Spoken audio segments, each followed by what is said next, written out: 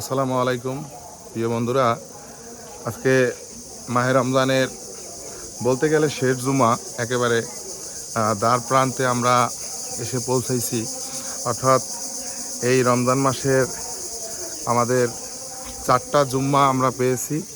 তো আরেকটা জুম্মা আছে, তো সেই জুম্মাটা হয়তোবা আমাদের মহান রব্বুল আলামিন সেইটা আমাদের জন্য রাখছে কিনা সেইটা আমাদের বলতে গেলে একেবারে ঈদের চাঁদের উপর নির্ভর করতে হবে। অর্থাৎ রমজান মাসের যে শেষে যে চাঁদ ওঠে, অর্থাৎ ঈদের চাঁদ বলি আমরা, সেই ঈদের চাঁদের উপর সম্পূর্ণটা নির্ভর করবে। এখন ধরে নিতে হইবে একেবারে আজকে দিনা ধরে নিতে হইবে যে এটাই হলো বলতে গেলে রমজান মাসের আজকে দিনের শেষ জুমা। এরপর যদি আর একটা জুমা আমরা পাই, সেইটা আমাদের তকবির ভালো। তো এতটা তকবির ভালো যে বলার বাইরে।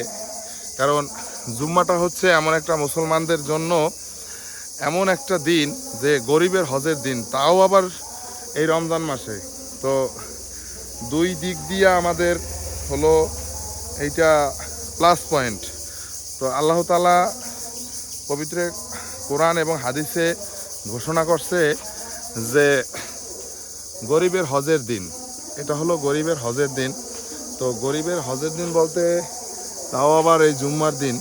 তো সেই দিনটাকে আমরা গুরুত্ব সহকারে দেখি এবং ফজর থেকে একেবারে এশার পর্যন্ত আমরা 5 ওয়াক্ত নামাজ জামাতের সাথে আদায় করি।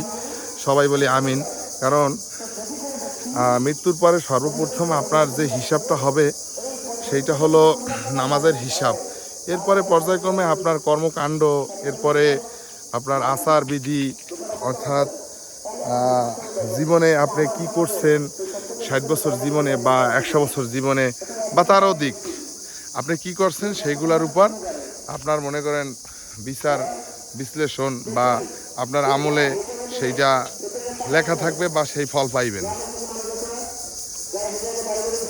তো বন্ধুরা, আমি আপনাদের কাছে যে কথাটা আমি বারবার উচ্চারণ করি যে আপনারা বেশি বেশি আমল করেন বা যতটুকু আমল করবেন মানে সেই আমলটুকু জানি খুব সুন্দর হয়, মানে সেই আমলটুকু জানি আপনার দেখা যায় একেবারে আল্লাহর পছন্দনীয় হয়। এখন আল্লাহ কোন আমলটাকে পছন্দ করে বা কোন আমলটা আপনার পছন্দ করবে, সেই জিনিসটা কিন্তু আপনি আর আমি কনফিউজ, তাই না? এখন কনফিউজ যদি থাকি তাইলে আমার কন্টিনিউ আমার রুলস অনুযায়ী, অর্থাৎ আমার রুলস অনুযায়ী আমার ইবাদত করতে হইবে। রমজান মাসে রোজা রাখতে হইবে এবং দান সদকা করতে হইবে, 5 ওয়াক্ত নামাজ পড়তে হইবে, এটা তো 12 মাস। এরপর পাশাপাশি আমাদের তাহাজ্জুদ নামাজ পড়তে হইবে।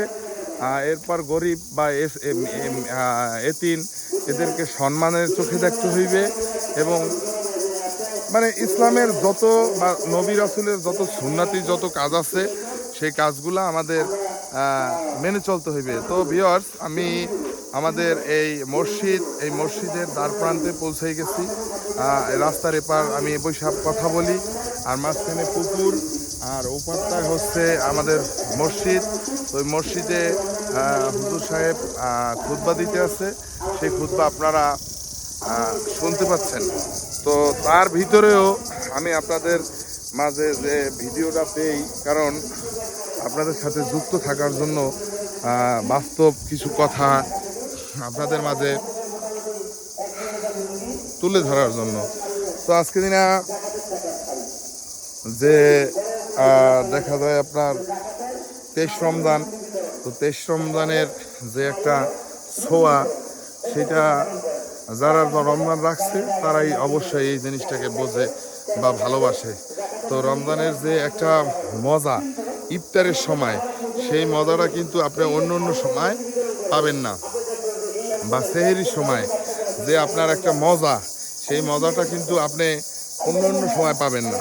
তো তার থেকে যখন ইফতারের সময় আপনার ইমাম বা মুয়াজ্জিম আজান দেয়, তো আজানের সাথে সাথে যে আমরা খেজুর মুখে দেই বা পানি মুখে দেই, সেই পানির সাথে আমাদের মনের ভিতরে একটা আনন্দ বিরাজ করে। রোজার রোজার যে একটা ফজিলত সেইটা আমরা কিন্তু তখনই আর কি অনুভব করি। তো ভিউয়ার্স, ইফতারির সময় আলোচনা হইবে। আসসালামু আলাইকুম, ভালো থাকেন। আমি মসজিদের সামনে চলে আসছি।